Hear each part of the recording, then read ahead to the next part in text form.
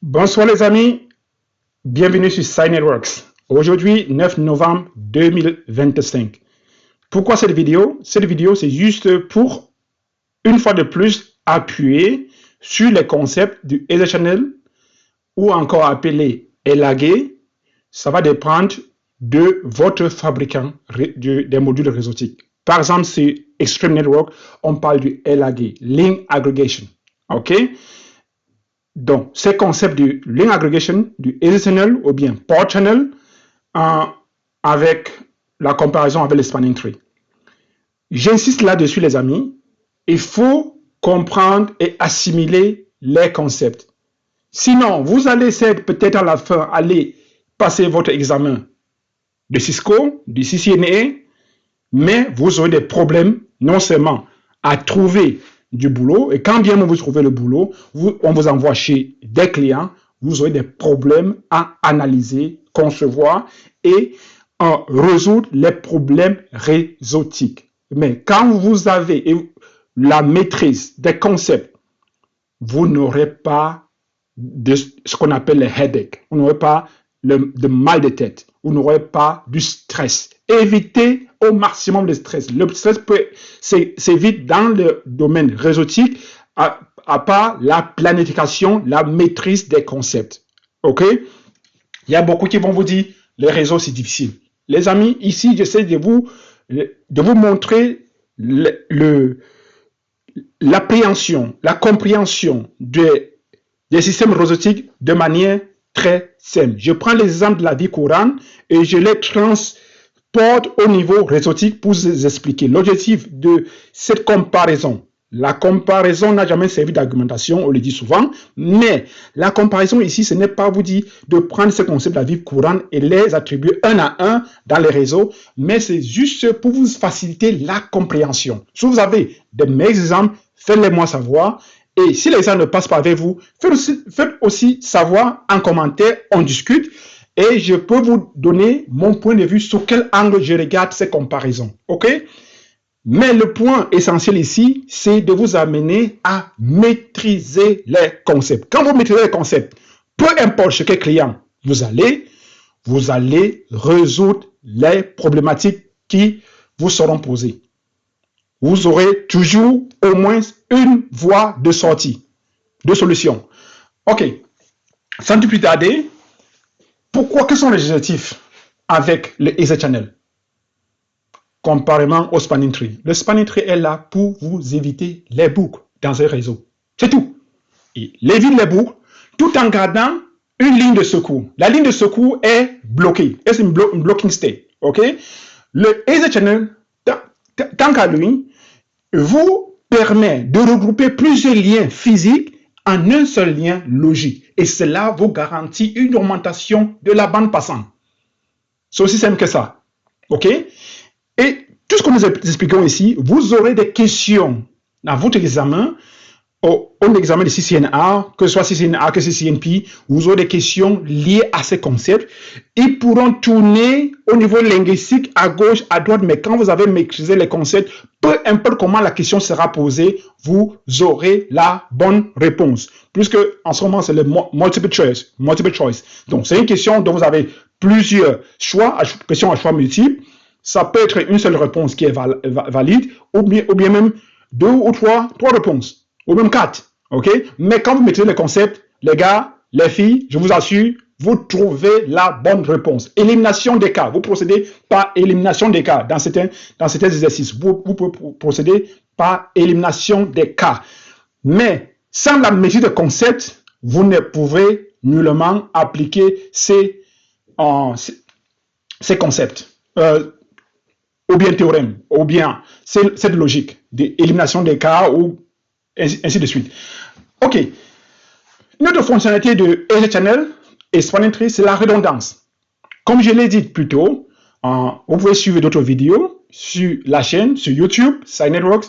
En plus, je vous recommande, je vous prie de bien recommander la chaîne aux autres pour qu'ils puissent bien apprendre les réseaux, de les partager, de liker et surtout les gars, les filles, commentaires, peu importe la question que vous avez, mettez en commentaire, je vais répondre. L'objectif ici, c'est vous amener à apprendre et intégrer ce domaine glorieux. En vous intéressant au réseau, je vous rassure, vous bâtissez votre présent et le futur. Pas seulement pour vous, mais pour votre progéniture et pour toute la communauté. Ensemble, bâtissons l'Afrique numérique de demain. OK. La redondance. Étant donné que, figurez-vous, vous avez plusieurs lignes physiques que vous regroupez en une seule ligne logique. Si une des lignes physiques, des connexions physiques dans ce lien logique est défaillant, est-ce qu'il y a problème? La communication continue à couler. Ça veut dire pour l'utilisateur, il ne se rend pas compte qu'il y a une anomalie dans le réseau. OK? Ça veut dire le Easy Channel vous permet, vous offre une tolérance de panne au sein du groupement. OK? Tandis que le spanning tree de son côté, rappelez-vous, si je connecte deux switches avec deux câbles ou trois câbles, OK? Prenons trois câbles. Donc deux switches, trois câbles, trois liens entre les deux switches. Rassurez-vous les gars, les filles, au moins deux liens doivent être bloqués. Pourquoi? Pour empêcher le loop. Rappelez-vous de la notion de ARP, Address Resolution Protocol. La vidéo est sur la ligne, sur le canal. Vous pouvez suivre. Donc, pourquoi il dit au moins deux câbles? Il peut aussi bloquer tous les câbles. Pourquoi? Parce que ça va dépendre de la topologie. Parce que ces deux que vous avez connectés, l'un et l'autre, sont aussi connectés avec d'autres modules. Donc, ça dépend du chemin qui est favorable que le spanning tree a calculé pour aller vers le root bridge. OK? Donc, la redondance est maintenant établie avec le spanning tree par le fait que les autres câbles qui sont bloqués, si la connexion qui était active est défaillante, alors au moins une de ces connexions qui était préalablement bloquée sera réactivée. Mais en réactivant, qu'est-ce qu'il fait? Vous perdez aussi le temps. Ça va aller du blocking au listening, learning and forwarding. OK? On a vu ça dans une précédente vidéo. Vous avez des questions? Dans les commentaires. Vous pouvez aussi m'envoyer des emails. Vous connaissez où trouver l'adresse email. Efficacité. Le Easy Channel utilise tous les liens du groupement. OK? Tandis que le spanning tree, en évitant les boucles, va restreindre certains liens. Cas d'utilisation, le Easy Channel est beaucoup plus utilisé dans les réseaux à haute performance nécessitant l'équilibrage de charge.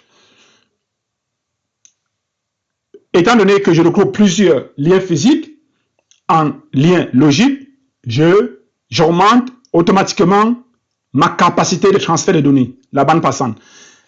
Dans le spanning tree, dans les réseaux, dans les grands réseaux, suivant comment vous avez câblé les choses, il faut éviter les boucles, ça veut dire certains ports seront bloqués. Les conditions nécessaires pour la formation des Easy Channel.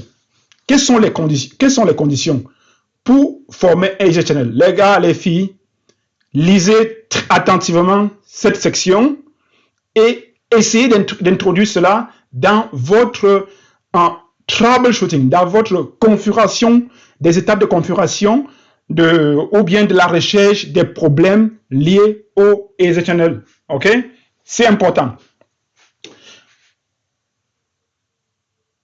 Il faut marquer ici que si j'ai deux switches, lesquels je connecte avec plusieurs câbles, je vais former Easy Channel. En une seule phrase, qu'est-ce qu'il faut retenir? Des deux bords de chaque switch, tous ces ports physiques qui vont former les Easy Channel doivent avoir la même configuration, les mêmes caractéristiques. Je ne peux pas avoir dans un port, si j'ai plus de 2, 3, 4, 5, 6, 7, 8 ports physiques que je vais regrouper en un seul port logique, je ne peux pas avoir des ports qui fonctionnent en mode half duplex et j'ai d'autres en full duplex. Où je ne peux pas avoir les speeds différents. J'ai le 1 gig d'une part et le 100 mégabits de l'autre part. OK? il faut que j'ai la même vitesse, il faut que j'ai le même mode de duplex, il faut que j'ai les mêmes configurations au niveau du VLAN, au niveau du trunk, au niveau de la configuration du mode de port. Si c'est l'access, c'est tout le port access des deux côtés du switch. Si c'est le trunk, c'est doit être le trunk. Donc les paramètres du spanning tree, les port phases, les BPDU guard, les guard route, ainsi de suite, doivent être les mêmes. Et quand vous arrivez au niveau, nous pouvons former aussi les Ether channels au niveau du layer dry. Du layer 3, hein. Dry, c'est l'allemand ça. Au niveau de la couche du niveau 3, ok, il faudrait que au niveau 3, nous devons dire, nous devons configurer au niveau du port physique le no switch port, afin de ramener ce port au niveau de la couche 3. Donc, je ne peux pas avoir d'autre part des ports qui sont au niveau 3 et des ports qui sont au niveau 2. Ou bien avoir des contextes de routage différents. Bon, quand il parle de contexte ici, il parle un peu de VRF. Hein? Donc, la notion de VRF, nous allons le voir plus tard. Je ne peux pas avoir les ports channels configurés en PAGP et en LACP ou en statique. Donc, je ne peux pas mixer.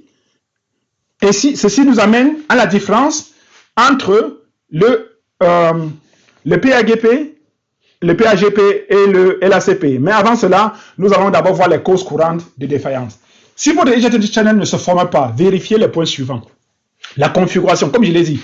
En un mot, cette page, c'est quoi? Sur cette page, je ne vais pas aller pas à pas. Je veux seulement dire, vérifier que les deux bords, sur chaque switch, tous les câbles physiques qui vont former ensemble ce port logique doivent avoir la même configuration, il ne doit pas exister des incohérences de vitesse, de duplex. Le port mode de switch doit être les mêmes.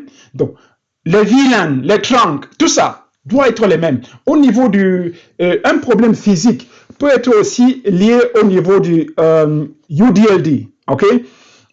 Mais le UDLD n'est pas au niveau du RJ45, c'est au niveau du fiber, donc de la fibre optique. Ok? Donc, il faut aussi regarder à ce niveau-là. Ok? Si vous avez activé certaines fonctions, vous pouvez voir au niveau du logs, du switch, du routeur, des informations dans le log vous faisant notification que vous avez un UDLD problème. Ok? On peut voir ça plus tard. Donc, la configuration des deux bords doit être la même, que ce soit de la couche 2 ou de la couche 3. OK? Peu importe. La vidéo est un peu longue, mais il le faut. C'est important, c'est concept. Bien maîtrisé. Et ici, les gars, les filles, à l'examen, vous aurez des tonnes de questions qui peuvent vraiment vous perdre. Donc, vous pouvez vous demander, est-ce que Cisco doit me poser une telle question? Est-ce que? Mais tenez-vous tranquille, ce sont des exemples que vous allez sûrement avoir en entreprise. Quand vous allez dans une entreprise, c'est parce que si le réseau est configuré, celui qui a configuré, peut-être il a plutôt préféré utiliser, s'il a tous ces modules sont Cisco, il a peut-être préféré utiliser les PAGP, le Port Aggregation Protocol. Mais si vous avez un mixage dans le réseau, vous avez Cisco, vous avez le HP, vous avez Brooked et autres. Est-ce que vous pouvez utiliser le PAGP? Non, il faut utiliser le LCP. Mais dans la plupart des cas, personnellement, moi j'utilise le plus souvent le LCP. Mais il y a des entreprises dont la conception au niveau de l'entreprise demande d'utiliser les protocoles standards. Si on dit standard et IEEE, c'est quoi? Qu'est-ce que vous devez utiliser? Ça ne peut qu'être le LCP. Puisque le PAGP est juste propriétaire à Cisco. C'est uniquement entre deux modules Cisco. OK? Le LCP, vous pouvez utiliser avec d'autres modules, même au niveau des serveurs. Hein? Vous avez les HX servers, tout ça et autres, les storage, où vous voulez joindre plusieurs câbles sur les connexions entre le switch et le serveur pour former un port logique. C'est le LCP. OK? Maintenant, regardez les amis. Vous aurez des questions un peu du genre. Vous avez deux switches qu'on vous présente. On vous présente la configuration des deux switches. De l'autre côté, il y a un port qui est aussi mode desirable. Regardez bien ici. Vous aurez un port qui est au niveau du desirable. OK? Et de l'autre côté, vous avez un port qui est active. Vous pensez que le port channel va se former? Non. Un switch est configuré pour le PHP et l'autre switch est configuré pour le LLCP. Il ne peut pas former. Ça veut dire soit vous allez mettre active des deux côtés, soit vous pouvez mettre desirable. Le port se forme. Bon, que ce soit le PHP ou le LLCP, notez bien, quand c'est au niveau du PHP, quand c'est auto, rien ne se forme. Quand votre port est au niveau de auto, ça veut dire qu'il attend que l'autre switch member lui envoie les instructions pour dire que formons le port channel. Ça veut dire qu'il est là, il est silent, il attend que l'autre, il est silencieux, il attend les instructions de l'autre côté. La même chose au LCP. Quand c'est passive mode, vous attendez l'instruction de l'autre côté. OK? Mais tandis que si vous avez le passive active, le switch qui est configuré en passif attend, mais le switch qui est configuré en mode actif va envoyer les instructions et ils vont former. Donc, retenez bien sur quel mode des deux bords il n'y a pas formation. Vous aurez l'examen, peut-être un mode, on va configurer en auto, on attend de vous de configurer l'autre switch pour que ça marche. On attend de vous quel mode serait possible de configurer sur l'autre switch pour que ça marche. Ce sera lequel, les amis? Juste desirable pour que le port channel puisse se former. OK? La même chose sur le LCP, si le passive est configuré, vous ne pouvez plus que configurer le actif. OK? Bien maîtriser cette partie. C'est important pour votre troubleshooting, pour votre examen. En conclusion, je pense à ce niveau, vous devez déjà comprendre pourquoi le spanning tree, pourquoi le SSHNL. Le SSHNL est une fonctionnalité puissante qui nous permet de regrouper plusieurs liens physiques en un seul lien logique. Ainsi, nous augmentons la bande passante et la redondance du réseau. OK? C'est aussi simple que ça. Le spanning tree de l'autre côté nous empêche d'avoir des boucles dans le réseau, tout en nous gardant un ou plusieurs liens qui sont en blocking, que si jamais le lien qui était actif serait défaillant, il va réactiver ces liens-là. OK? Les amis, si vous avez des questions, j'ai un typo ici, c'est gmail.com et pas gmail.com. Donc, je vais rectifier dans le commentaire. Hein? Je vais rectifier cela dans le commentaire. OK? Gmail.com. Si vous avez des questions, je préfère en commentaire parce que vos questions pourront permettre aussi aider d'autres personnes à apprendre. OK? Mais vous pouvez aussi m'envoyer un email. Je répondrai volontiers. Les amis, accrochez-vous. Les réseaux CCM, c'est aussi simple que ça. Il faut s'accrocher, il faut apprendre. Ça ne sert à rien d'aller vous asseoir dans les bars. Ça ne sert à rien de monter, d'errer de gauche à droite. Faites quelque chose pour votre présent et le futur. Pas seulement pour vous, pour vos enfants et pour la communauté. Ensemble, construisons l'Afrique numérique de demain. Accrochez-vous. Travaillez, bossez 8 heures par jour. Ça ne suffit pas. Vous devez aller au-delà. Vous n'êtes pas les seuls à vous lever tôt. Tout le monde le fait. Et ne dites pas que vous ne trouvez pas le temps pour apprendre. Le temps c'est créé. Crée le temps pour toi. Et ne dis pas que ce que tu fais, dans ton domaine, tu n'as pas besoin de réseau. Tu peux apprendre cela parallèlement. Personnellement, j'ai déclaré mes impôts l'année dernière. J'ai déclaré personnellement mes impôts. Est-ce que je suis un déclarant d'impôts? Non. Pour moi, c'était une question d'apprendre comment cela se passe. Et maintenant, j'ai attribué à des personnels qualifiés pour cela. Mais ceci me permet, étant donné que j'ai déclaré personnellement, ça me permet de contrôler. Si jamais ils font quelque chose qui n'est pas assez lisible, assez clair, je vais leur poser les questions, j'attends les réponses, je vais les amener à m'expliquer pourquoi. Donc, apprenez, peu importe dans quel domaine. Ne dites pas qu'il y a un domaine qui n'est pas pour vous. Tout est pour vous. Et même quand tu vas fréquenter, quand tu vas à l'université, quand tu es ingénieur, quand tu es PhD, docteur, ainsi de suite, les gars, ce n'est pas pour aller à travailler sur un domaine précis, c'est pour être polyvalent. Donc, accrochez-vous. Le numérique, ce n'est pas pour demain, c'est déjà aujourd'hui. Et celui qui ne s'accroche pas aura des difficultés.